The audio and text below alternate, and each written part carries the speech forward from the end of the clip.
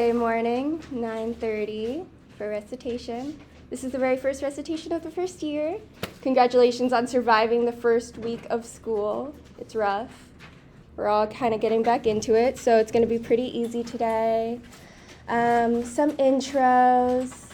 Yeah, grab a name tag. My guy.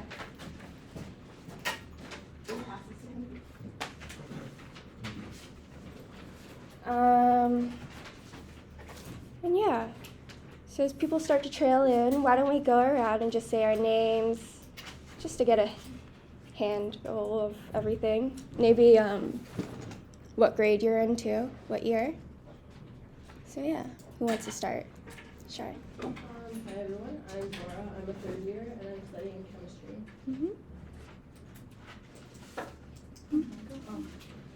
Hi everyone, I'm Sam. I'm a freshman and I'm studying psychology on the pre-med track. Hi, my name is Henry. I'm a sophomore. I'm on liberal study. Cool. Hi everyone, my name is Isabella.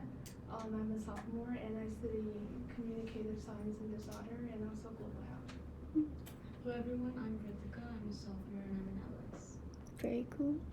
Hello everyone, my name is Alan Chen and I'm majoring in ICC, India Culture and Communication, and I'm a freshman. Hi, I'm Kevin. I'm in CES. I'm a junior. I'm Joe. I'm a junior and I'm studying business marketing. I am Jen. I'm a first year and I'm studying neuroscience. Hi, I'm Caitlin. I'm a sophomore and I'm in nursing. I'm Ellis. I'm a senior. I'm studying economics. Hi, I'm Rebecca. I'm studying social work and I'm Kira. I'm a sophomore in Alice. I'm Danny. I'm a freshman in journalism. I'm Grace and I'm a sophomore. I'm Octavio and I'm a freshman in class studying psychology. I'm Molly. I'm a sophomore and I'm nursing. Okay. I'm Abdul. I'm a junior and I'm free health. I'm Andrew, junior neuroscience. Very cool. Very cool. Well, welcome to Intro to Psych. And just going to go into it. So what's the point of recitation? Some of you are second, third, fourth years, and so you've already gone to a billion of these. They're usually a repetition of whatever was said in lecture. You can kind of doze off in it. But the point of this one, I'm going to make it as interactive as possible, is repetition to build on your knowledge base. It's not just going to be me blabbing on and on, but I'm also going to try to quiz you guys as well. There's more individual attention. You can usually see that those lecture halls are pretty large, maybe 300, 400 plus. Also know that if you're on the waiting list and you're trying to get into a different lecture of Intro to Psych, don't switch yet because currently the waiting line or the waiting list is about 300 long. So come to me if you're going to switch lectures, times, or whatever. I know people are still figuring out their schedules and everything. But, yeah. You can also ask me individual questions. And, yeah, I hope to get to know one of you guys, all of y'all, more individually. You can come to me for any questions you have on the stuff or in general. And, yeah. Some topics are more difficult than others in this class, and so we'll be going over the ones that most students had the most difficulty in. Here. Actually, who's new? Will you put your name and pronoun? I think that's all of you guys. Looks like about 30. Okay, so who am I? I am a Gallatin senior. I'm Natalie. This year, or right now, I'm doing grad applications to PsyDs in clinical psych with a neuropsych focus. So I saw someone had a neuroscience major. That's pretty cool. I love teaching. I do this kind of as my side thing. I recommend you guys do it too, because not only is it really fun, but they'll pay you. And I also have a minor in disability studies. So the reason why I also use Menti is for people with ADHD. It's more interactive, it's more fun, keeps them off their phones, and also if you have visual differences, it's right on your screen, so it's easier to read. If you have any accommodation needs, you can always let me know as well. I'm happy to accommodate. I like this. I feel like people get a grasp of you really well by knowing what character you're most like. I would say I'm kind of silly like Phoebe from Friends when I'm not like totally exhausted in the morning. Just from New Girl, love BoJack Horseman, mental illness, and love La La Land for color theory, and Black Swan because it's crazy. And yeah, here to help out. Okay, so this is the first poll. Try it out. Go to the screen where you have Menti, and go ahead and put in any response. Sorry, how do I join? So go to menti.com, and you can use this code right here. Menti code.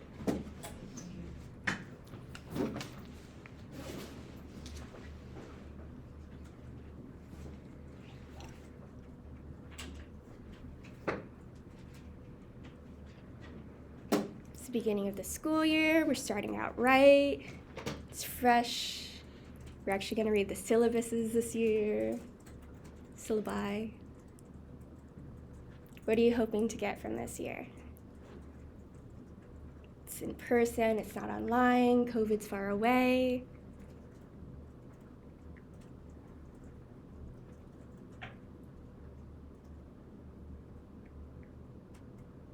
Okay. We have some people trying to figure out what they want to do with their studies and education. We have Intro to Psych as an easy course. Yes, it's the beginning one. But ironically, a lot of people think it's easy, slack off in it, and fail it to the point where we have to have extra study guides and groups. And the Academic Resource Center even has a whole study group just because so many people fail out of Intro to Psych, which is kind of ridiculous. Please stay on your stuff. It's not the craziest stuff in the world. And I'm gonna teach you some tips and tricks on how to like just cram it easy, pass those classes, pass those tests, get A's, yeah. Stay on top of assignments, yep. Organization, I'm still working on that. Okay, study strategy, love that. I love acronyms, as you will see from most of the ways I teach. Yeah. Let's see. It's pretty cool. Yeah, great job, guys. Okay, so this is how recitations will usually go. I'll open it up for questions at the beginning. Anyone has issues with any of the topics covered in class. Also an overview of the entire lecture that we had last. I'll do a bit of teaching, and then we'll have a peer conversation where you'll actually have to talk to each other and kind of confirm that you know the stuff that you know, bounce it off each other, get ideas. And then at the end, I will do a review, like what we covered, what we need to cover. And today I won't do it, but usually I end it with a comprehension challenge, which is I print out a test. It has 10 questions, a sample of like what the midterm might look like if it was just based on that lecture. And it sounds like kind of dumb, like, oh my God, we have to do another test, add another recitation, like, come on. But this was actually the most requested out of all the students from my previous classes. They really thought that this prepared them the most for the exams, rather than just going over the material over and over and over again. So yeah, today it's easy. I'm putting it online. I'm not going to quiz you guys on the first day, but be prepared for the next recitation. I'll bring in some exams, and it's self-graded, but it's just a sample of what you might see on the exam. Okay, so let's go into the material that he covered in class. I hope everyone's liking the professor so far. He's pretty chill. He's kind of funny. I like him a lot. The acronym I use for memorizing how an experiment is done is overthinking test produces exhausted individuals. Okay, So let's break it down. Let's say this was an experiment in itself. I would say, observation. I am a TA in Intro to Psych, and I watch people take their midterms every single year, and I'm like, man, half of these people are just like gripping their skull, trying to figure out like what one sentence means and 15 different variations of the same sentence. Like, man, they are stressing. I'm noticing a pattern and I'm quantifying it. Say I see like half of the class doing this. I'm like, wow, that is really weird. I should make a theory. I formulate a hypothesis. I'm like, I think that students that engage in overthinking are more likely to be mentally exhausted by the end of the exam compared to those who see the test in a straightforward manner. That would be a testable hypothesis. And then for prediction, what I would do for that is I would devise a test. Say I split half of you down the line, and I give you guys the same test. And I'm like, you guys, this is a test. I think that you should really analyze the way that the question is built. I think that you should really see for the hidden meaning behind this and this and this. And I instruct you to do that. And then I have my own control group where you guys are just like, taking the test. I would get those results back, and I would be able to test the hypothesis. Evidence. That would be the information I get back from you guys. Say this exam, I would assume, I haven't done this yet because it's kind of unethical, I don't know. I would say, yeah, you guys maybe scored worse. You overthought the questions or you took longer. That would be evidence of my hypothesis and observation. And then finally, say I did really well and that was it, and I sealed the experiment and that was that. That would be lucky. In most experiments, especially psychological experiments, they have to go through an iterative process. They have to go through multiple different rounds. Say you find a confounding factor. Confounding just means that there's something else in the way of it. Like, for example, maybe my scientific buddy was like, hey, you had them take it at 9 a.m. in the morning, but you had them take it at 9 p.m. at night. That's a confounding factor. You need to redo your process. Like, go back to the start. You need to make your theory again, do the whole thing again, like, fix yourself. That would be an iterative process. And yeah, so think about this if you want to go into research. It's really important to start making your own hypotheses if you ever want to publish your own papers, or kind of think about life in general. I noticed that some of you guys are in business or something else. This can still apply to any topic. Think clearly, think concisely, rather than just wondering and hypothesizing with nothing to back it up. I like to remember it as overthinking test produces exhausted individuals. O-T-P-E-I. Okay, this is the next part. This is the whole branch of this. You should generally know this if you're going into the psychological field. If you don't know this, and I don't know, you're talking to your psychology folks and they're like, oh yeah, I'm in social, and you're like, oh, what do you do with children? You'll look like an idiot. So definitely memorize these branches. I like to do it as psychologists conduct experiments, creating deeply personal, scandalizing assessments. It was kind of inspired by Zimbardo, who did the Stanford prison experiment, and he basically took a bunch of people, stripped them down, put them in like tiny robes, and then had like guards beat them. And I was like, interesting experiment. Psychologists are kind of weird, kind of a weird brand. And it was supposed to show like the dehumanizing effects of being in jail, but I was like, dude, I feel like we already knew that. Why'd you have to go do that? But yeah, deeply personal, scandalizing assessments. Some of them never recovered. P, psychology. C, clinical psychology. E, experimental. C, cognitive. D, developmental. P, personality. S, social. A, abnormal. I can also explain these. Do people feel pretty good, or I can also go more in depth? How are you feeling? Any thoughts? Sure, come in. Intro? Recitation, yeah, come in. I'm sorry I'm late. You're so good, don't worry, take a seat. I'll just describe it. For example, some people get really confused by abnormal or clinical. You know, they're like, oh, you're a clinical psychologist. You must deal with like diagnosing schizophrenic people. And I'm like, yeah, I do that. But clinical is also about treatment. For example, this last summer, I was in the inpatient psych ward with schizophrenic people, and I was giving them neurological tests to see if they also have dementia on the side. That's kind of abnormal, but what makes it clinical at the end of the day is that the ones that did seem to have dementia, I gave them, I signed them up for a treatment for that medication to slow down the rate of dementia. Because it's a treatment, it's now clinical psychology. So abnormal is about recognizing and defining, and you know the DSM-5, it's like the Bible of psychology. That would be abnormal. Clinical is when you start applying it. Think CBT, DBT, all that fun stuff. Experimental psychology is just all of these. It's just you're trying to discover more than treat, I think. That's how I like to differentiate these. What else could be confusing?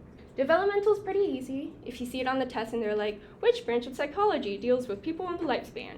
It's developmental. If you're like, which branch of psychology deals with different, like how a personality is formed? That one actually tricks people up. They're like, oh, personality disorders. It's absolutely abnormal. Personality psychology is more about like taking and breaking down the personality, like think Myers-Briggs, for example, extroversion, introversion, all those kinds of things. Abnormal is more like diagnostic. Does that make sense to you guys? Yeah, I see some nods. Feel good. Yeah, go for it. Can you explain developmental psychology? Sure. So developmental psychology, if you're going to take it, the teacher for that, I think Professor West, she's really good. She has a lab that is all over my Instagram for some reason. They're like actively paying for advertisements for their lab, which is so weird. So they really need people to actually be research assistants if you're looking for that. But side point. Developmental psychology, yes. It's basically starting at the very fetal level of it, like what could go wrong in fetal aspects to cause later disorders, and then raising the child and the nature versus nurture kind of argument. And then slowly the child grows into a teen, and you're like, oh my God, why are teens so bad? Developmental psychology kind of deals with that. Like, why are they so grumpy all the time? Developmental. And then all the way to even the later periods of life. Eric Erikson will kind of describe all the later stages of life. But yeah, more of a lifespan kind of thing. Great question, by the way. Thank you. Any others? Any in more detail? This is your time to shine. This is probably the last time you're going to get to ask questions about this. Yeah. Can you go into personality? Personality? Sure. So personality, people do a lot of tests trying to figure out the personality and how a person comes to be, and if I really want them on my like business team. Like, I think for some like high stakes business companies, they'll make you take a personality test just to see if you're part of the team. And so a lot of research goes into it because it pays a lot. Just to see how a person will react to different situations. If you go into aviation too, they'll make you take a personality test to see if you're going to have like a psychotic breakup there under pressure or something. Astronauts do it too. I'm glad they did, because those 2 astronauts up in space right now, pretty sane, doing okay. And it's probably because they passed a lot of personality psychology tests. And it's really interesting because you can't really trick it. They've done so many different variations of the test that they can pick up on subconscious cues, or like the very basis of your psychology. Are you more introverted or extroverted? How is that going to play into if you're stuck in a very small, tiny vehicle in space with another person? Like, how are you going to react? That's what personality psychology is. If you take it here, I've heard it's kind of whack. Take it in London. That's what I did, and it was super easy. Yeah. Was that clear? I kind of have ADHD, so I go all over the place, but I swear I'm answering the question. Anyone else? Last chance. No? We good? Okay. It's going to be on the exam. Okay, 5 foundations of psychological science. This is one that trips up students every single year because it's kind of vague, but also really important. He also kind of describes it kind of vaguely. He actually made these because he thought it would be easier to memorize for people, but he doesn't really do that much describing after it. Like genes make brains make minds make reality, the mind is a collection of parts, and believe only what you can count. I break this into eager monkeys invent mind-blowing experiments. And this is based off Harlow, this guy that basically tortured baby monkeys by ripping them away from their mother at like 2 days old and then like scaring the heck out of them. Yeah, eager monkeys invent mind-blowing experiments. I had a dream once that the monkeys actually did it back to Harlow. So, yeah, but let's get into it. Let me describe this in more detail because I feel like he's a great teacher, but you know. Actually, yeah, let's use a tiger example. If you look at the study guide that I made, also by the way, everyone check out the study guides. Everyone should know that there's a collective study guide schedule and note-taking schedule. Sign up for that, but I'll go over that at the end. The one for lecture 1 is already made, and the Quizlet for lecture 1 is already made too, so check it out. Also know that the test at the end of every recitation, go ahead, will come from the Quizlet's test questions as well. So if you want to study ahead of time, do that. So yeah, let's go through it with the tiger example. So you see a tiger in a room, you're freaking out. Oh my God, that tiger's going to eat me. It's like baring its claws. It's gigantic and roaring, and your life of pi-ing right now, and you're like, oh my God, I'm going to die. Evolution would basically, the evolution side of things would be like you have evolved to have adrenaline immediately shoot into your veins. You see it and your eyes dilate because you are trying to receive as much information as possible. Everything in like 1 billion years of evolution has prepared you for this moment to allow you to survive this gigantic tiger roaring at you right now. That would be the evolutionary process of that, or the evolutionary interpretation of that. What about materialism? Materialism would say that the tiger is right in front of you, you are perceiving the tiger, and then it's going back into your brain, and then you are seeing it as an object. It gets kind of vague. A lot of people struggle with materialism and idealism and the difference of it because it's actually more philosophy than anything else. But yeah, you see the tiger, it comes back into you, your neurons are firing, that is a tiger. That's what materialism would say. Idealism is different. It kind of goes into the more abstract, like, what is reality? Like, are we even real? What is perception kind of thing? It argues that the tiger we see in the room is just our perception of a tiger. We all perceive this tiger differently. This is just like our own interpretation of the visual stuff that we're seeing there. And modularity. Modularity is pretty chill. It's just like, hey, we have different parts of our brain for different things. For example, we have eyes in our visual cortex just to see the tiger. We have the amygdala for the fear part of seeing the tiger. It's just saying that the mind breaks into different parts, essentially. And then finally, empiricism is just on its own. It's like, hey, if you can count, then that's science right there. It would probably do like, oh, how much does your heart rate increase when you see the tiger? Or how fast do you breathe when you are near the tiger? Or how quickly can that tiger eat you? Like that. Let's break it down again, because repetition means betterment. These three kind of build on each other too. That's another way to think about it. Evolution says that the brain exists because time and natural selection.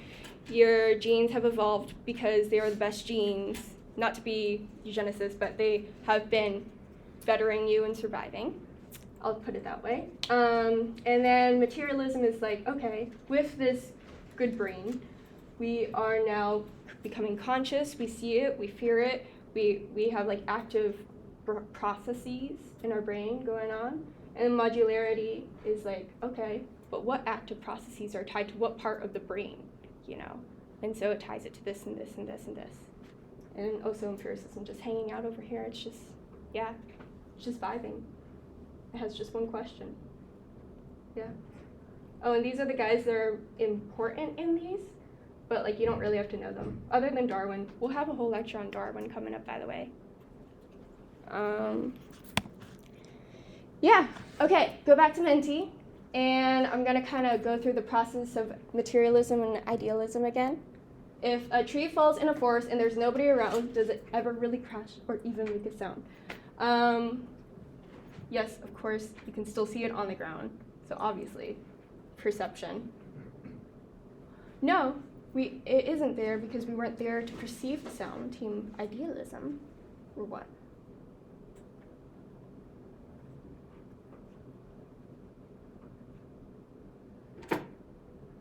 Also, this is kind of social psychology too, because whenever I ask this question, usually it's kind of even, but then one kind of takes over, and people are like, oh shit, I'm in the minority, I need to change my answer. And they go over to the other one, I'm like, dude, social psychology, it's ruling you guys right now, like, just choose your damn answer. It's a darn answer, it's anonymous. Oh, so if I swear, I'm really sorry, I can't help it.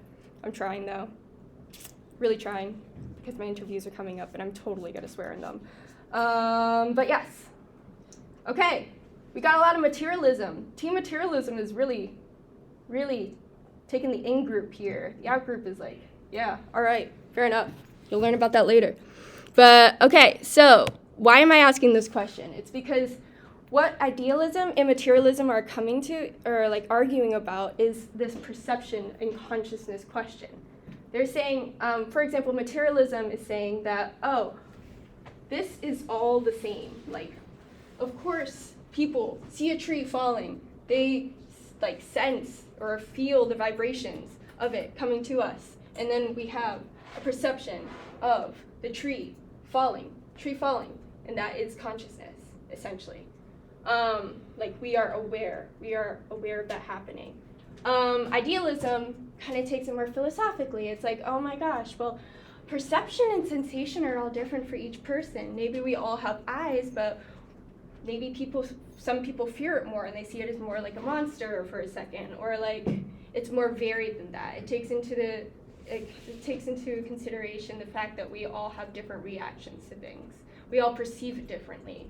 So if we all perceive it differently, how can we even see that the reality, our own sense of reality, is one that we share with our neighbor? Think about that for a second. It's very Rick and Morty core. A lot of people struggle. Here's a graph I made. It kind of breaks it down. I don't really like the way he uses mind because I feel like that's kind of vague, so I replace it with consciousness. So materialism is like our brains make consciousness. Perception, that is a tree. And then idealism is more like consciousness makes reality. We perceive it and then we interpret it, and because we interpret it, it now exists. Like we have to experience it for it to become reality. For example, like, oh, those vibrations coming off and that sound, that is our own interpretation, you know. In reality, that's just vibrations, you know. But we are the ones saying it's sound. We are the ones saying this is at this HZ, or it is that loud. You know, sound is a mental construct that we've created to interpret the world. What is reality? Reality is physiological. Our brain is kind of creating our own consciousness. If I hit you in the back of the head hard enough, you will lose that consciousness. That is an example of physiological reality. Reality is just a construction in your mind. Essentially saying like, maybe we don't share all the same reality. Maybe our own interpretation of what's important, what we see out there, is in our minds. What is consciousness? Consciousness is the result of neural impulses, our brain working. He said in class that our brain is like the software, or the neural impulses are like the software, and our brain is the hardware. And then consciousness is the cause of reality. Without us interpreting it, it wouldn't exist. Views on dualism. Mind and body are the same thing, Our consciousness is in our brains because of our brains. And then the other one is mind and body are separate. No, like we all have different interpretations. For example, What about trauma? Some people perceive the event differently. If we all have the same brain, if we all have the same perception, then why do some people on 9/11 think that that there were multiple planes crashing into it, and that other person thinks it was actually a bomb, How do you interpret that subjectivity, essentially? And then, the argument. Phineas Gage, the materialism team over there, if you're team materialism, this is your argument, is like, oh, well, think about Phineas Gage. That's a physical brain, and we skewered it, or he got skewered because, a gigantic hole went into his brain. And then he lost part of his personality. Doesn't that mean that consciousness is because of physical brain?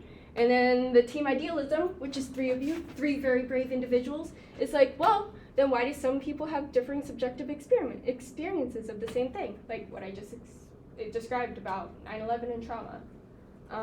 Sorry if that was traumatic for any of you guys, or I just triggered you guys.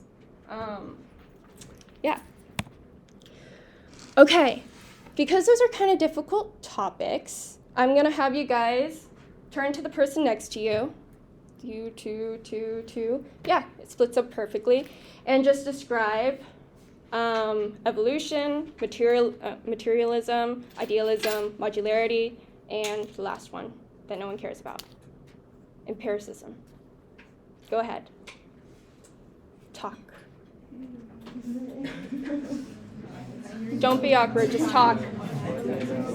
You too, talk. Forward. Will you turn backwards? Yeah, you too, maybe? Talking.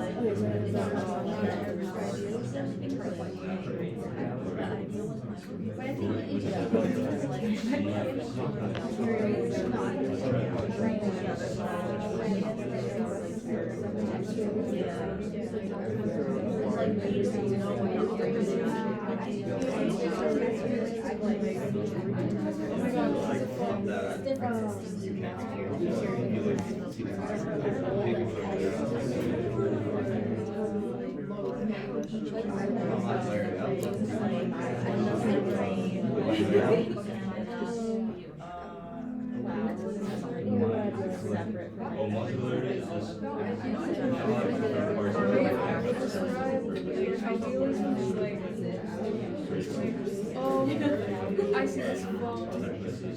Oh, this phone is so useful to me.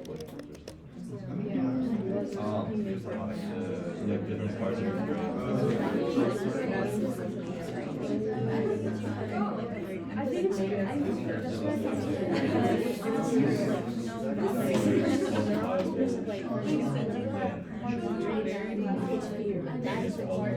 this is a phone case.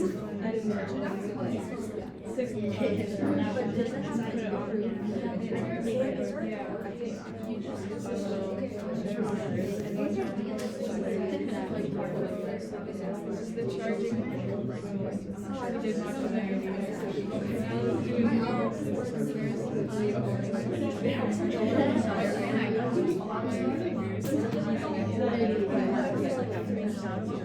There's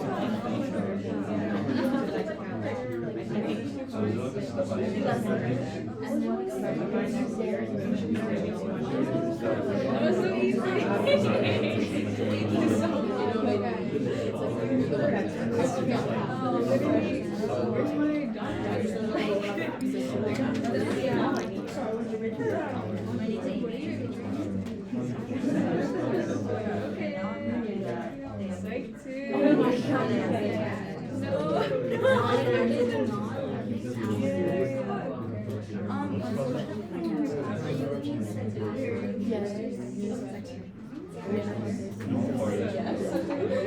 I think so. Yeah.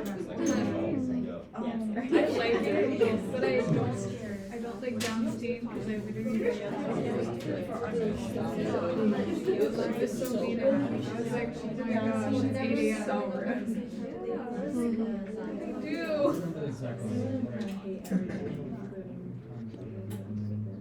Okay. Feeling good about it? Suddenly got quiet, so I feel like we're moving on. Okay. How do you guys feel about IS? Because it is kind of the more complex part of the first lecture. It doesn't get, it gets more complicated than this actually, so I'm not going to promise you anything, I'm sorry. Everyone have a good grasp on idealism versus materialism? Yeah? Seeing some nods. Saw one shake head somewhere. Yes? I'm still kind of confused about the first one. Modularity? Yeah. Modularity, got it. Okay, so modularity is essentially, it's breaking down your brain into tiny little parts and saying that this part is responsible for this function. This other part is responsible for that other part. Think about the word module, for example. You might see it on Brightspace, for example. Your lesson is broken down into different modules. All of those create a class. But of course, it's not just a class, it also breaks down into these little parts as well. So it's basically organizing that brain into a bunch of little parts and describing them and what they do. And you'll learn more about it if anybody's in neuroscience, that there are a bunch of tiny little parts of the brain. Does that make more sense to you? Got it? Okay. How about the Empiricism. Empiricism, so you might have heard of the word empirical, sometimes describing experiments, like you need empirical evidence. That basically means that it has to be proven statistically, is like how I like to describe it. It's not saying like, oh, for example, this would be a bad example, like not empirical. Oh, like I did some test with some people and I found that some people did worse when I stressed them out than those other people over there. A test or an experiment has to be solid and have certain numbers to actually be proven. For example, I would have to split this equally, and I would have a control group and a non-control group. And I would have those numbers in mind so I can get evidence also that matches those numbers as well. It has to be numbered. Yep. So like, is it saying like, what you can't count isn't true, or you shouldn't? Yeah, that's exactly it. But isn't a lot of psych all qualitative, so you can't really? Yes, it's qualitative, but they also break it down into categories. For example, you might say, oh, like sadness is so subjective, like how could we ever do any experiment on sadness? There is actually a sadness test. There's a Beck depression test that manages to categorize and define exactly what sadness is. Okay, so people do crap ton of research to prove like one single thing can be quantifiable. I can tell you for a determinate fact that this person has 3 out of 10 symptoms from the DSM-5 in depression. And you'll see a lot of this empirical stuff in the DSM-5 as well. For those who don't know, it's a diagnostic statistical manual, all that. It's on its 5th edition. And they'll say you need 3 out of 6 symptoms to be considered schizoid personality disorder, something like that. So they can't just say, oh, because you have that one quality, then you can be kind of schizophrenic. We'll put you down as a kinda. You know, it has to be very quantifiable. And that makes it testable again. We're going back to the idea of experiments and being able to test them to prove that they're true. If you have that number written down, then you can test it and say definitely, like yes or no. Does that make sense? Good. I like it when you guys nod so I know that you get it rather than just giving me like this really blank stare, like please, I'm not gonna hurt you, I promise. You can nod. Go ahead. Does idealism kind of like see all of these other foundations as irrelevant because they kind of seem to conflict, like genes making brains and brains make minds? Like seems totally different and out of just not in the same It mainly kind of beefs with materialism I took a lot of philosophy classes because I'm in Gallatin, so yeah, we have to do everything. It mainly based with materialism because they're like, no, like reality is just our conception in our mind, and the materialism is like, no, it exists outside of our mind. But they existed in different time periods. So Charles Darwin was not really beefing with idealism as much. But you're right that it kind of contradicts a lot of the other ones. Like with empiricism, like believe only what you can count seems very... Yeah, I would say that has to do more with how an experiment is made, or like the validity of an experiment, its ability to be replicated, whereas I would say that idealism has to do more with our idea of consciousness. So it's more philosophical than like experimental. Yeah. So the 5 foundations, they're not exactly like all beefing with each other. They're all just 5 foundations that are really important to psychology. And they're all separate. Yeah, they're pretty much separate.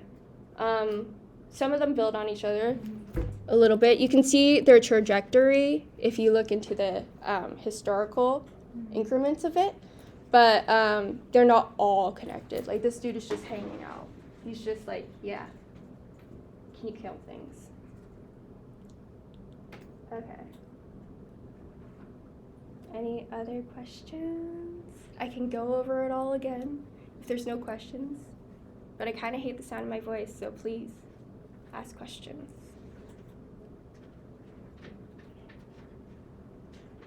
If there's no questions, I'm gonna assume that it's abundantly clear what all of these mean. And if it pops up on a test on the exam, you're gonna be like, I know this, I didn't ask any questions. Okay.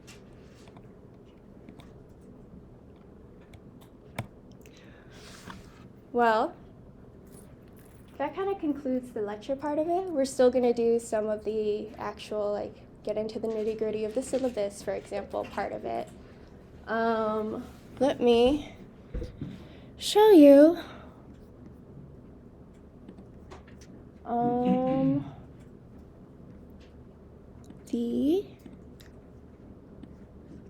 One second, drag it over. I had to figure out all this wording, and I actually now feel really bad for teachers. I have no idea how to work the iOS system. We needed a whole little extension thingy that I had to go up for the 3rd floor for. I was like, man, no wonder they struggle. Okay, I hope this looks familiar to you guys. I did send out an email. I know it's the first day of class, so like we're all just settling in. This is the Intro to Psych guide. You can find it in your Brightspace. Hopefully all of you know Brightspace. And this is our page. We're number 14, Pride. And you can click on the syllabus here to get to this. Everybody better, have this pulled up. Everyone there. Everyone know how to do that? Content, syllabus, then this Google Doc. It goes there, I promise. Is anyone having issues with getting to the doc? I don't think Brightspace is on for me. I can get it through your email list. Oh, okay. But like, Brightspace is not on. It's probably like not. Okay. I'll look into that. I mean, I'll check with. For me as well, I don't have access to this Brightspace. Oh, damn. It's just that it's probably like not active or visible to students. Got it. Okay, I'll reach out to IT for that. Thank you so much for telling me. Oh my god. Yeah, I'll reach out to that. Well, you guys should also just have it from the email I sent you. The email kind of looks like this. Class directory. You can get it through that. I know we have international students every year, so I made a Mandarin version. I didn't check the Mandarin because they speak terrible, terrible Mandarin. I just put it through Google. So if it says something absolutely terrible, please actually let me know. Yeah. Starting off with a lot of the issues that some people have in my class is they didn't know how much to read and study or manage time, and reminding about when work is due. That's a big one, actually. Apparently nobody really remembers when work is due. So I kind of made this so I wouldn't have to hear it every year. Y'all have a Google and Apple calendar of this class with the textbook chapters required for each class. So please read them. It has also the exam dates on there, so you don't really have to make every single one each. Yeah, that's pretty much it. Oh, this is a really big one. So if you click on this, it's the psych sign up. This is required, all of you, this is required that you sign up for one note taker spot and one study guider spot. I keep track of who's done it or not over here. But everyone, I know some spots are really filling up already, so you better get on that if you want it. You might wonder why I have one note taker and another note taker if it's literally the same class and same stuff. Is because some people just don't show up. And I'm like, wow, way to let the entire class just. But if you have two, then it kind of, they buffer each other, yes. I had a question, like, do we have to sign up for, like, note taker the same day and study? Is it people that have, like, You can do it on any day that you want, just please do two. Okay. Some people will only sign up for one, and I'm like, please sign up for one spot as note taker and one spot as study guider. But, like, what if people sign up for, like, the same day to, like, That's fine too. I have no qualms with anyone who wants to sign up for the same day or the 2 different days. If you guys want to trade, you can trade. I do not regulate when you guys do it. Like, you do you. Like, no rules. Just please don't erase other people's names, I guess, and then put your own. That would be kind of shitty. Or bad. Yeah, so I'll check it after class to see who's done it and then update the progress and attendance tracking over there. I like to do attendance at the end of the class because there's always people who struggle in and then come to me after class and they're like, did you get my name? And I'm like, please. But yeah, sign up for one, sign up for the other. Other parts that you need to know. Please sign up for the group meet. It's right here.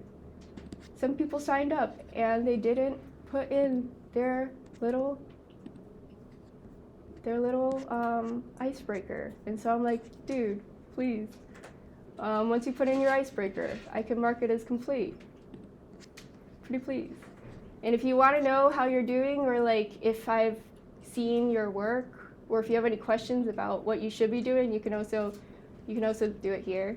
Look, there's 2 slides. There's 2. Wow. Yeah. Love these icebreakers. You're doing great. If you just joined and you're just like working up the courage to do the icebreaker, take your damn time. I don't mind. But just eventually do it, please. Okay. Book a check-in time with me. The main reason why I do this is some people come for the first lecture and then I never see them again. I'm like, how am I supposed to grade you? How am I supposed to give you a grade if you don't come or if I don't know you? Or like you're just not doing any work and you've dropped off the face of the earth. And like I found one student just left NYU and didn't tell me, but I still had to give them a 0. It was weird. So yeah, I like to check in. I'm checking in with all 30 of you. Please sign up for my calendar. It seems like, oh my God, more work, oh gosh, but it is more work for me. So I know it's important for each of you to have individual time to go over any questions that you have, to really get into the groove of the first part of the year, to understand the class, build good structure for yourself, good memory, good tips and tricks, is really important for the success of the overall student. Once I started doing this, like grades shot up and it was just great. I loved that. So yeah. This is a textbook right here. It's free, which is great. If any textbook is not free, then you should definitely not use these resources for free textbooks. I put these here so you can avoid them at all costs. But this textbook we have is free. I think he made it too, just kind of cool. I'm not sure actually. Yeah. Everyone sign up for Sona. I know there's 2 choices. You can either write a bunch of those little research papers, or you can sign up for SONA. And it sounds annoying to go to the appointments and go to the blah, blah, blah, but I'm telling you, it's so much easier than doing the research paper. Because right now, Turnitin is hypersensitive to anything almost remotely ChatGPT related, and people get flagged for it every single freaking year. And also, like, it's harder to get because what if the research papers kind of sucks? Then you get like half credit. Whereas if you just do the SONA requirement, you get 100%. Wow. It opens up at on September 18th. It is super easy. I have to do it for my neuropsychology class. I have to do it almost every year. It is the easiest freaking stuff. It'll say it's 1 hour credit, but I can get it done in 5 minutes. I would definitely recommend doing this. And also, I know that it's optional in the lecture, but I will require you to do 4 extra hours for those easy extra credit points. Everyone always puts it off and is like, oh, it's not worth it. I'll just like, eh. And then they come to me at the end of the class and they're like, please, I'm at a 0.05 of getting to an A. Like, can you please do it? I'm like, did you do the extra credit? And they're like, no, and now it's too late. And I'm like, but yeah, please do that. I'll be checking in after September 18th. I think that the one after September 18th is the 23rd. Is it the 23rd? It's the 23rd. So I'll be checking that. We might have recitation assignments too. Our dude has to make up our mind. The main TA dude has to make up his mind. Yeah. I'll also be checking in, making sure you do it. Yep. Schedule a test too if you have Moses accommodations. I always put it off personally, and then it takes like 3 days to actually process, so I don't have my exam on time, and I'm like, oh my god, I'm gonna die. So just do it right now. It's super easy. And then when you're done, please, please, please fill out this form. It's a to-do list for recitation. And it's so I don't have to track every single 31 of you. Yes. Like the Moses stuff, it doesn't have like the option to sign up for an exam yet. Like I looked on the thing. It might be loading. You might have to talk to the person assigned to you in the Moses Center about that. Okay. Right now, a lot of teachers haven't approved the testing accommodations yet. That I can't really control them. I wish I could go up to him and be like, dude, you gotta do those exams now so we can give it to our students. But they take their sweet time. No one's checking them. I'll bother him, but yeah, it's annoying. He does this every year. Okay, so to-do list for recitation. There's 30 of you, and there's like 5 different tasks. I'm not tracking that. I'm gonna have you guys do a fill-out form. And once you fill out this form, then you'll get the whole credit for this thing. Yeah. And I will check in about the bright space issue.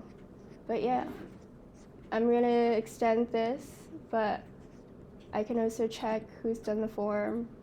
This is kind of private, so I don't have it up, but yeah. So some of you guys have filled out the form. Once you're done with all those little tasks, then you can fill out this form, and then I can mark you as done. That's pretty much it. Yeah. So what's the icebreaker thing? Is it like including it? So yeah, icebreaker. So you can see right here. What? Okay, I pinned this icebreaker. Preferred name and pronouns, your dorm or home, if you're comfortable with it. I kind of like doing this every year because then people connect and they're like, oh my god, we're in the same dorm, we should study together, and then they get better grades, and I'm like, yes. But yeah, if you're not comfortable with that, then like, no beef, like, you do you. I'm not gonna force you. What classes you're taking, because the exact same thing. They're like, oh my god, we're taking the same classes, we should totally study together, and then yes, etc. And then this one, because I just like it. I like it a lot. I love learning about you guys, and it's easy to remember. But yes, thank you for all of you guys who are doing it. Yay! And if you need like time to work up the nerve, if you've just joined but not doing the icebreaker yet, like take your time. I think I'll give until next week to fill out this form. And then yeah, and then I'll check in with you if you haven't done it. I'll be like, you good? You okay? Are you still in the class? Did you switch recitations? Like, what's going on? What's up? Also no, if you do want to switch recitations. Say you're just like, oh my god, this is 9:30 in the morning, or oh my god, I hate the professor, I want to switch to read's better, or whatever. Let me know before you do that, because it's a whole technical thing. Also, if you do want to switch to read's class, I'm just going to give you this information. They have their exams a week earlier than we do. So you're losing like a week of study time if you switch. Like, I'm just going to let you know that. Also, the exams are pretty similar, so then like they can help you and you can help them, and I don't know. They're not the same. But yeah, and if you need to switch to a different recitation time, do know that you can go to any recitation you want. No one's like the recitation police saying like, are you actually in this class? Like, do you actually belong here? You can go to any recitation at any time you want. I sneak into other recitations all the time when I want to figure out what class I want to take. It's pretty good. I like it. You can go to a different recitation. Like, I'm not holding you at gunpoint here. But if you do, just let me know. Because if you disappear and you get zeros for all of it, and then you come to me on the last day and you're like, I was actually going to this recitation. The other recitation teacher didn't know. I didn't know. You're just zeroed out now. Like, bro, just let us know so we can keep track of you. If you're actually changing it because you need to make room in your Albert page for a different class, I know that schedules are still shifting out and stuff. Like, you also have to go through this huge process. You have to reach out to Andy Hilford, because he will make you skip the like 300 person line that right now that's going on, and you'll actually get into the other class. If you just try to drop it on Albert and do it by your own, you will join the 300 waiting line right there, and you'll be there forever, and you will not get into the class. So reach out to Andy Hilford if you're going to switch lecture times or recitation times. You also have to reach out to the other recitation leader to see if there's room. We have 30 of you guys. I almost have no chairs left, so I have about 5 spots left for people to join. Some people have reached out to me. They're like, can I please come to your class? Woo! And I'm like, I need to see if we have enough chairs, because it would be just really shitty to have them stand the entire time. So yeah, 5 spots left. So reach out to the other TA, make sure there's room in their class, reach out to me so I know, and then we can keep track of you together. And no beef, no shade. If you guys want to shift, like, do it, just please let me know. Yeah. That's pretty much it. I feel like today was a pretty easy class. I try to go over it pretty quick so we can either do a test at the end, but since today's the first one, I'm letting you guys like chill. The test will be online if you want to look it over. But yeah, I usually pace it that way. Are there any questions? Leading up to it. You can also just speak. You don't really have to raise your hand. Don't like interrupt me mid-sentence, but yeah. Okay. Yeah, the comprehension check today, like, I'm not really giving it to you. It's called a comprehension check because test just spikes my anxiety level to the ceiling. Everyone knows the acronyms for all of these. I think I have a slide. Yeah. Overthinking test produces exhausted individuals. Psychologists conduct experiments, creating deeply personal, scandalizing assessments. Eager monkeys invent mind-blowing experiments. And yeah. Okay. Gonna let you off early. Does anyone have any questions? Q&A for like 10 minutes, 20 minutes tops.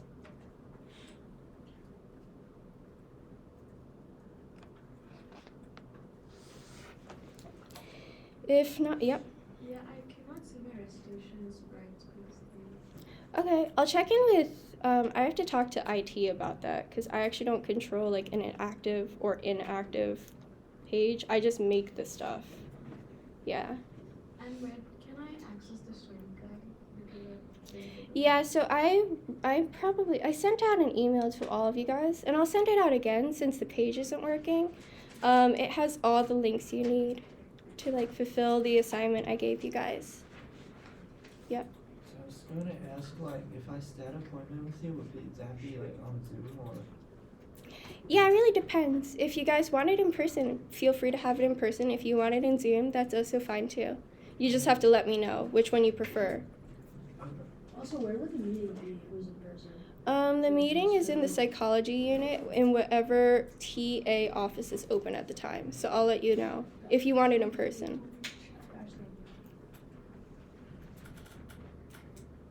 Will you contact us before? I contacted all of you with the oh, you want a reminder, like the day of the meeting? Yeah. Okay, yeah, I can do that. Sure. I got you.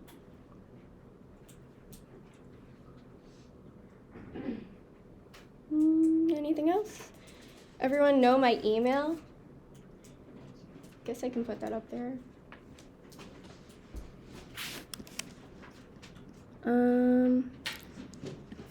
When it comes to emails, give me like 1 to 3 business days to respond. I'll try to do it ASAP. This is my personal. I know they have a TA one, but that has to go through like 1 billion people to get to me. Because they have a main TA that answers all the questions, but like if you want a faster response, you can just...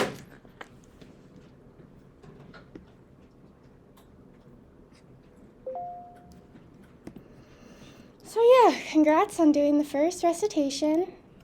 It's a bit of studying, a bit of work, but you guys got it. I'm excited for you guys for the rest of the year and looking forward to seeing you guys next week.